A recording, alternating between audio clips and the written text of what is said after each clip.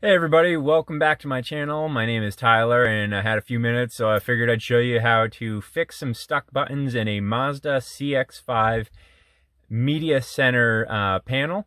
So check this out. Pretty simple and pretty easy. I was picking something up in my car a few weeks ago and it came down and smashed on the buttons for the media center. And since then, the favorite button hasn't popped back up and the home button hasn't popped back up. So we'll walk through how to get those fixed. It's actually pretty simple. What you're going to do is you're going to start with opening up the center panel. And then you're going to see these little seams right there. You pull up just a little bit on each side. They both pop up. Be careful because you do have some wires there.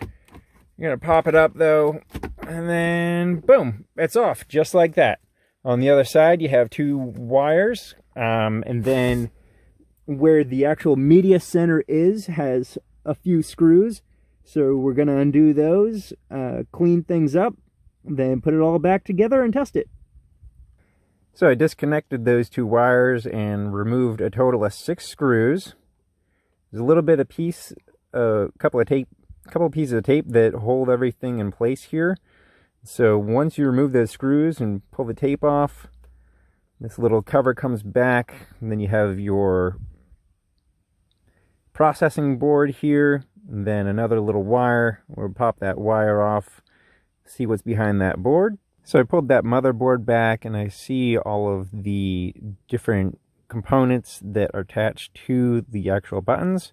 What I did is basically I just ran them a few different times, pushed them a few different times. The jam cleared out, which is great, and they're all popping back into place as per usual. And now I'm going to put it all back together and test it out.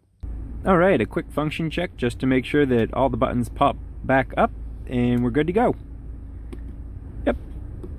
Yep. Yep. Yep. There we go. Bam. Awesome. There you go. All done. Thanks for joining me. Have a great day.